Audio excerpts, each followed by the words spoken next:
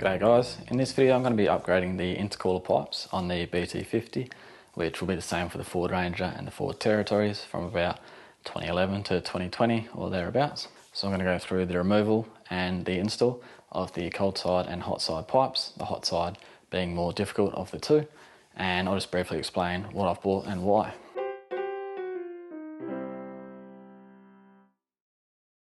So the reasons for doing the job, for myself, it started just with the cold side pipe, which is a common fault that occurs on Mazda BT50s and Ford Rangers. So I was looking into just changing that for a stronger pipe, just to prevent that from ever happening. So I was looking into the Plazmaman pipes and then started looking into the benefits as well with the turbo spooling and not expanding the pipe so much, because it is stronger through the sidewall, doesn't expand as much. You get better responsiveness and supposedly a little bit more torque earlier on in the rev range. So then I thought, because I'm doing the cold side, I would go through and do the hot side as well, because it doesn't really make sense just to do one half of the system. So I guess in essence it is kind of just some of the final pieces towards cleaning up this whole air intake system. I've done the catch can install to remove the oil from this recirculation system. I've done the snorkel for the actual air intake. In theory, it gives you a little bit cleaner air and colder air. I don't buy into it that much. And I've also cleaned out the air intake manifold just to get rid of all the carbon deposit, which hopefully doesn't build up again, or at least not as quickly, now that the catch can is installed. Introducing these intercooler pipes into the system, it just is like a final piece of the puzzle. Should give better responsiveness and torque, lowering the rev range. But it also, as a maintenance item, it just prevents any issues from developing in that cold side pipe in the future. And as far as the hot side pipe goes, we are reducing the length of the pipe by 40%. And on top of that, it's a lot simpler because you remove the 3-part system down to one silicone hose, which is direct from the intercooler to the turbo. So you only have 2 hose clamps. So there's less things that can go wrong. Now you can get hard pipes or you can get silicone pipes. I prefer the silicone because it is more flexible. It's going to be firmer than the OEM pipe, but it'll still flex a little bit under the movement with the engine. And there are just less parts to it because it's basically a hose clamp at either end. With your hard pipes, you have to seal the hard pipe to the intercooler, so you have interconnecting pieces of silicone or rubber anyway, and it's just more hose clamps, more things to go wrong. Obviously the silicone is not as firm as a hard pipe. It will expand a little bit more than a hard pipe would, but to be honest, who's really going to tell the difference? This isn't a racing car, it's just a four-wheel drive. For me, silicone pipe gives a bit of flexibility to move, there's less parts involved in it, and stronger than the OEM pipe, so plenty of benefits there.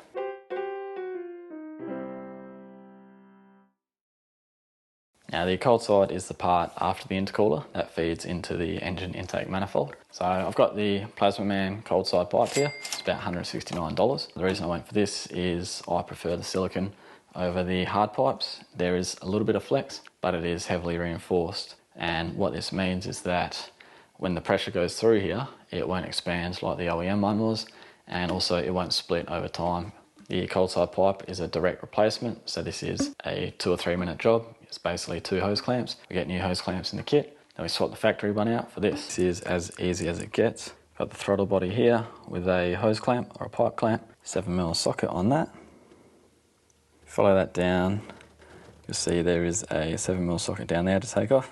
And that's basically it. That's a light for light replacement. So on the right is the OEM pipe, and then the Plazmaman on the left. This is the cold side, 6mm thick wool silicone with wire reinforcements throughout. So it is solid, maintains its shape under boost. The OEM one, although it does look thick, we'll see how much it moves in a minute just by squeezing the sides of it. So at the risk of being unscientific, I'm just going to give it a squeeze as hard as I can on the OEM and the Plazmaman, and you'll see the difference. Quite easy to squeeze. This barely moves. I can almost get my fingers to touch on the inside of this pipe. This one I can barely indent it at all. So obviously not as hard as a steel pipe, but probably 3 times harder than that. If a steel pipe was a 10, this would be a 7, this would probably be a 3. So just need something to balance this on, to look at the weight differences between them. So the OEM is 995 grams with the 2 pipe clamps on. The aftermarket one is lighter at 890 grams with the 2 pipe clamps on.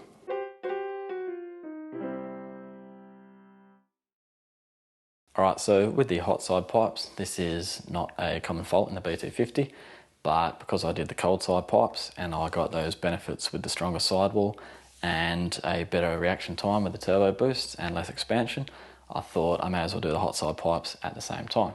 So again, I've gone with Plazmaman, same build, 6mm silicone, reinforced wire, and on the hot side, it's not a like for like replacement. They actually shorten the length. They claim it's about 40% shorter than the OEM pipe, and I've given them both a very rough measure. It's about 1 metre for the factory pipe, and this is about 580, which does work out to about a 40% reduction in size. On top of that, this is stronger, not going to expand as much, and it should just add to the improved responsiveness of the engine after install. Now, unlike the cold side pipes, the hot side pipe, the factory one, is a bit more difficult to remove. It bends down towards the chassis, it's bolted down the bottom of the chassis, and it comes back up to the bottom of the turbo. So it might take you half an hour or so just to remove your bash plates and so on, because we do need access from underneath the car. So I'll just show you that removal process now. So here's the cold side pipe all done. That's on one side of the intercooler. Now we come over to the other side. This is the hot side. So here's our other intercooler pipe here. There's the hose clamp to detach that. Now this hot side pipe comes in 3 sections. We'll remove the airbox and this clip and everything to get to the turbo, which is where it ends, and just to be able to remove everything properly. So clips out, airbox lid. You could probably keep it on, but it just gets in the way. So removing all these out of the way to be put back later. This is the bottom of the turbo. That's the clamp that we'll need to remove. This is the intercooler, so we'll start here, remove that clamp, and then down there remove that clamp. Now this is in different sections, so remove that top section, and now we'll jump under the car. We're looking up. Here's that hose clamp from the section we just removed, and this bit of pipe here is actually a solid piece. It is bolted to the engine. That's just a hose clamp that's fallen down because we've loosened it. This bolt needs to come out to get this hard pipe out later. Once we've got that out, we're on the other side now, looking up towards the turbo. 2 clamps here to another section of pipe. This one I had to take off eventually. This one up the top I did from the top, and that's just to remove it from the turbo. The lower one I had to take off just to get this hard pipe out. Bending it around power steering lines and the chassis is quite difficult. You kind of just have to force it out. But that clamp we showed before, that's it there, looking past the airbox. It's pretty easy to undo from the top. So you can see the difference in length here. The aftermarket one is a lot shorter. I've measured this to about 580mm and this to about 1 metre, so it is about 40 to 42% shorter. The weight of this factory pipe that we've removed is 1.428. The weight of the replacement is 0.856. So not only is it shorter, it also weighs less and it has a stronger sidewall. So to remove this factory component, I did split it. I've put it back together now, but I removed this pipe from the top first. I removed this bracket and this hose clamp to get it off the turbo. And then I removed this hose clamp to make this as short as possible. This section here is hard molded plastic. So you have to get this around across that front crossbar, and it is kind of difficult. Just got to kind of force it out.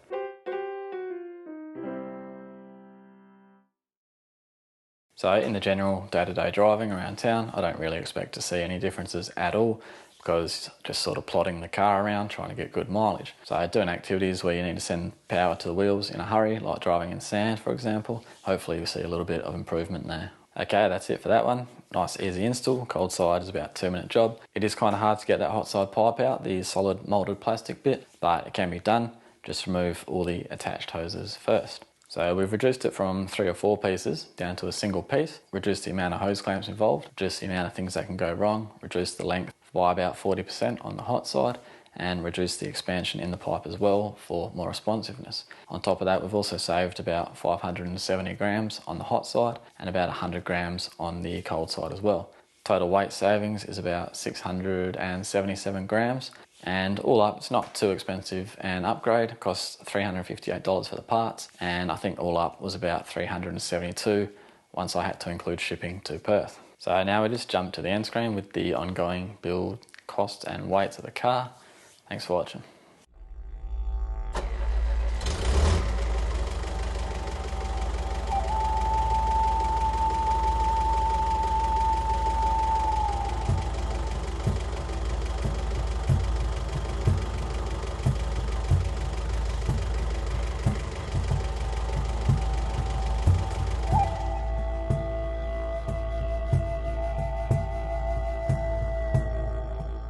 So this video is the pipe that off.